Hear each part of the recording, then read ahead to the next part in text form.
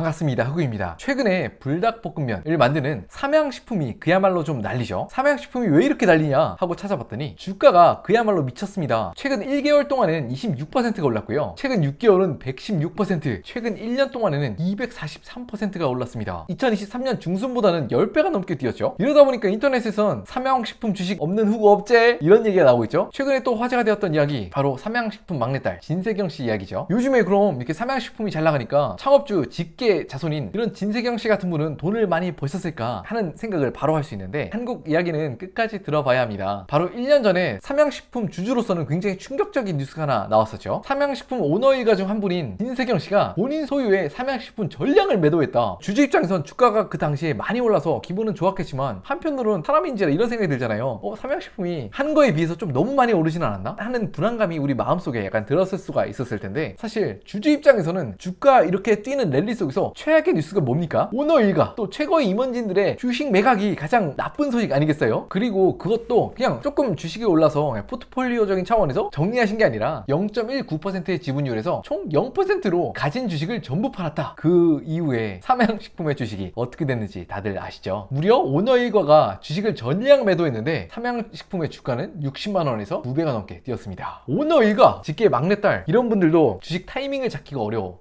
이렇게 주가가 뛰다 보니까 증권사에서도 난리죠. 불닭 열풍에 이제 삼양식품 120만 원이 아니라 170만 원까지 갈 수 있다. 야, 170만 원이면 진짜 말도 안 되는 거 아니야? 또 증권사 리포트에선 미안하다 삼양식품 과소평가했다 이런 이야기까지 나오고 있고요. 시장에서는 삼양식품이 이렇게까지 주가가 뛸 걸 아무도 예상하지 못했다. K한류의 열풍이 진짜 여기까지인가? 느껴지는 약간 대표 주식이 아닐까 싶은데, 사실 살펴보면 한국의 삼양식품이 이렇게 잘 나가고 있는 게 삼양식품만이 아니라 한국 라면 전체가 되게 잘 나가고 있다고 해요. 관세청의 자료를 좀 찾아보면 수출이 그냥 숨도 안 쉬고 우상향을 쭉 그리고 있습니다. 그리고 비중의 절반이 불닭볶음면이라고 해요. 야, 불닭 이렇게 잘 팔렸었어? 라고 생각하실 수 있는데, 근데 저처럼 평소에 삼양식품 주가에 이렇게 큰 관심이 없는 사람은 이런 생각을 할 수 있을 것 같아요. 아니, 삼양식품 주가 이거 좀 버블 아니야? 고작해야 라면 파는 회사가 어떻게 특별한 기술이 있는 것도 아니고 대단한 뭐 브랜드가 있는 것도 아니고 어떻게 주가가 1년 반, 2년 만에 10배가 될 수 있어? 라고 생각하실 수 있을 것 같은데, 삼양식품 주가가 어떻게 이렇게 올라갈 수 있냐? 근본이 되는 배경, 오뚜기하고 팔도. 사실 식품업계 회사들이 그렇게 잘 띄우기가 어렵습니다. 오뚜기의 영업이익률을 살펴보면 7.6%, 7.4%, 24년엔 6%, 팔도 비빔면으로 유명한 팔도는 영업이익률이 약 3%. 사실 뭐 식품회사가 유통 잘하고 맛 다른 경쟁사들에 비해서 뒤처지지 않게 내고 딱 이 정도니까 이 정도만 하는 것도 당연하다고 생각할 수 있는데, 삼양식품의 손익계상서를 살펴보면 믿겨지지 않는 영업이익률을 내고 있죠. 야, 영업이익률이 25%. KBD야, 한국의 엔비디아라는 말이 그냥 과장이 아니다. 그럼 저 같은 흑우는 이런 생각이 바로 들죠. 아니, 불닭볶음면 그리고 뭐 대단히 비싼 것도 아니고 950원, 신라면 1050원, 그럼 비슷하게 라면 팔아서 삼양식품만 이익률이 높은 거야. 그 비밀은 바로 매출 구조에 있다고 합니다. 아마존에서 코리안 누들을 검색해 보시면 불닭볶음면이 첫 페이지에서도 되게 많이 나와요. 외국에서 판매되는 불닭볶음면의 가격이 한국인들의 인식보다 생각보다 정말 미쳤습니다. 아마존에서 제가 직접 따온 거예요. 7개에 14달러, 한 개에 끓여 먹는데 개당 2달러. 사실 생각해보면 아마존에서 라면 사는 게 그렇게 비싼 가격은 아닐 거잖아요. 그런데 놀랍게도 삼양식품은 이렇게 객단가가 우리나라보다 2배, 3배가 높아버린, 3배 혹은 그 이상 높은 수출의 비중이 77%라고 합니다. 오뚜기, 팔도 이런 데는 뭐 20%도 안 되는 회사도 허다하다고 하는데, 이렇게 2배, 3배 비싸게 파는 회사가 비중이 7, 80% 한다고 하니까 영업이익률이 이렇게 높은 걸 이해할 수가 있는 대목이죠. 외국인들은 왜 이렇게 비싸게 불닭볶음면을 사 먹냐? 소주 외국에서 사 먹는 거 보면 이해가 가실 텐데, 사실 이분들도 해외에선 비싼 모임입니다. 해외에선 만 원이 넘은, 그죠? 그래서 정리하면 삼양식품과 다른 경쟁사들의 차이가 수출 비중이 매우 압도적으로 높다. 게다가 이 한 2, 3년 전까지만 하더라도 이 정도 수준이 아니었어요. 한 50% 정도였는데 쭉쭉 올라가고 있다. 또 이렇게 생각하실 수 있어요. 야, 아무리 그래도 이건 거품 아니야? 생각해보면 삼양식품이 지금 뭐 1년에 10억 개 이상 팔리는 거 알겠어. 그런데 또 한편으로 생각해보면 삼양식품이 2023년 기준으로 매출이 1.2조 원인데 그거의 90% 이상이 불닭 브랜드에 속해 있어. 사실상 불닭 원툴에서 아니야? 불닭 유행이 없어지면 어떡하려고? 이렇게 좀 생각하실 수 있는데, 저 같은 흑우는 이런 생각이 좀 들었어요. 라면을 만든다는 게 대단한 기술력이 있는 것도 아니고 스프? 이런 것들 좀 약간 살짝 베끼면 만들 수 있을 것 같으니까 왠지 다른 회사들이 할 수 있을 것만 같은데, 킬포인트는 여기에 있었습니다. 농심, 오뚜기, 하림, 팔도 이런 식품 회사들이 비슷한 상품을 내도 불닭볶음면처럼 그 아무도 전 세계로 히트한 밈이나 문화가 되지 못했다. 해외에선 불닭볶음면을 먹는다는 게 하나의 약간 챌린지, 밈, 또 즐거움, 놀이의 요소가 되었는데, 불닭볶음면 하나가 전 세계를 그렇게 흔들어 놓기 충분했다. 히트한 컨텐츠 컨텐츠들을 보면 되게 놀랍더라고요. 미국에서 가장 유명한 래퍼 중 하나죠. 카디비 씨나 아니면 일반 불닭볶음면을 어린아이가 선물 받아서 즐거워하고 또 막 우는 장면들이 조회수가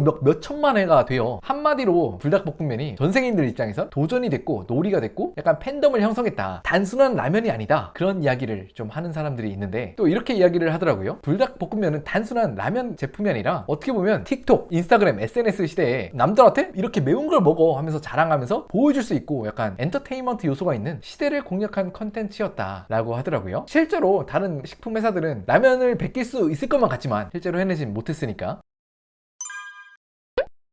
근데 이렇게 삼양식품의 성공이 되게 신기한 게 불닭볶음면 이전에 삼양식품은 삼양라면으로 가장 유명한 그런 회사였죠. 물론 한국 라면의 거의 원조격이라고 불리기 때문에 그런 점에서 유명하긴 했지만 사실 불닭볶음면 나오기 전엔 꾸준하게 라면을 계속 리브랜딩해서 내긴 했지만 원탑은 아니었죠. 실제로 불닭 출시 이전의 삼양은 매출 한 1,300억, 그럼 1조 8천억이 넘죠. 영업이익은 약 100억대로 화끈하진 않고 그냥 꾸준한 회사, 왠지 모르게 저물어가는 회사, 그런 느낌이 났었습니다. 이런 상황에 오늘의 삼양을 입기한 원주현 팀장이 등장을 하는데, 이분이 삼양식품에 입사를 하셨다가 결혼하고 아이를 출산하시고 퇴사했다가 다시 한번 2005년에 재입사를 하게 해주셨다고 해요. 바로 이 결정이 삼양식품의 운명을 가르게 되었습니다. 자, 이분이 원래 제품 개발 쪽에 약간 일을 하셨나봐요. 그래서 약간 강원도 닭갈비의 힌트를 얻어서 닭갈비 맛 라면을 좀 내려고 했다가 그 윗선에 있는 한 임원분이 야, 내가 명동을 갔더니 요즘에 불닭 관련한 약간 식품들이 되게 많이 팔리더라, 이쪽을 약간 라면이랑 합해서 새로운 식품을 내보면 어떻겠니? 라고 한 거에 적극 동의가 갔다고 합니다. 그런데 사실 내부에서는 이렇게 매운데 과연 대중적으로 히트를 할 수 있을까? 라고 반대 의견을 제시를 많이 했다고 해요. 그런데 이분은 어쨌든 끝까지 밀어붙였고 결정적으로 당시 삼양식품의 사장도 승인했다고 합니다. 그렇게 2012년 첫 출시를 했고, 그리고 사실 곧바로 크게 히트를 한 건 아니었고요. 인스타그램, 페이스북, 더 뒤에는 틱톡과 같이 새로운 SNS 플랫폼 등장과 함께 뒤늦게 삼양식품의 불닭볶음면이 어마어마한 히트를 치기 시작했죠. 매출 비중을 보니까 중국, 미국, 남미, 유럽 다 팔려.